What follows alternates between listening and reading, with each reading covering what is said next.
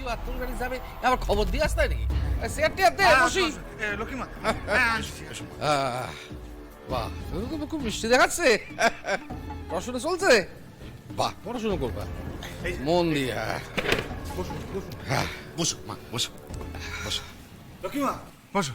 রায় সাহেব, আসলে আমি ভাবছিলাম যে অত ভাবতে হবে না, অত ভাবার কিছু নেই। আমি তো আছি, আমি সব ভাব। আসলে কি হয়েছে কালকে ওই তোরে ডেকে আনার পর এই যে নিদান দেওয়ার মতো করে আমার মত দিলাম, আমার মোটেই পছন্দ হয়নি। তাই ভাবলাম আজকে তোর বাড়ি চলে আসি, যেভাবে মানে ছেলের বাপ মেয়ের দাদার কাছে আসে এইভাবে আর কি। ছিচি রায় সাহেব এসব কি বলছেন? কি বলছি? এই তো রত্নমা আছে, রত্নমা এসো।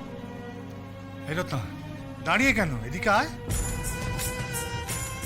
আর তুমি ওর সামনেই বলো যে তুমি প্রতাপের হাত রত্নার হাতে দেবে কিনা।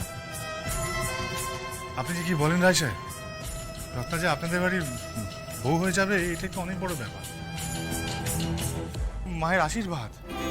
এই রত্না দাঁড়িয়ে আছিস কি, প্রণাম কর রায় সাহেবকে, লক্ষ্মীমাকে প্রণাম কর, যা যা যা।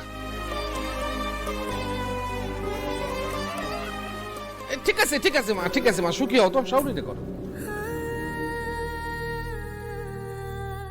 থাক মা, থাক থাক থাক।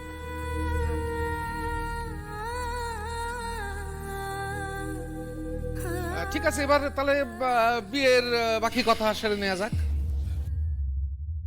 রায় সাহেব কি দেনা পাওনার কথা বলতে এসছেন? তবে বাড়িতে ডেকে যে বললেন মেয়েকে এক কাপড়ে নিয়ে যেতে চান। কি রে সুপ পেরে গেলি কেন? আমার যে সামর্থ্য তা আমি সমস্ত কিছুই রত্নার বিয়ের জন্য দেব, কিছু গয়না তো গড়িয়েই রাখা আছে, আর ওই টাকা পয়সা সেটাও জোগাড় করে নেবো আমি রায় সাহেব। দেখুন রায় সাহেব, আপনি তো দেখেছেন আমার বোনের বিয়ের জন্য তো আমি কোনো কিছুই বাকি রাখি। সে কথা আমি শুনি না, না তোরে আমি চাপ দিতে পারি না, তুই হলি আমার আপনজন। আর রত্নামা ছাড়াও তোর আরো 3-3টে বোন আছে, তাদেরও তো কথা ভাবতে হবে নাকি? না না রায় সাহেব, এতে চাপের কি আছে? দাদা তার বোনের বিয়ের জন্য তো যা যা করার তা করবেই, এটা তো কর্তব্য। কিন্তু স্বামী হিসেবে স্ত্রীর প্রতি কি আমার কোনো কর্তব্য নেই?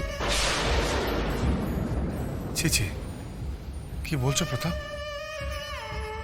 না সোম, দেখ রত্না যদি আমার সঙ্গে বিয়ে হয় তাহলে তো ও আমার স্ত্রী হবে, আর তখন তো ওর ভালো লাগা মন্দ লাগা এই সমস্ত খেয়াল তো আমাকেই রাখতে হবে, তাই না?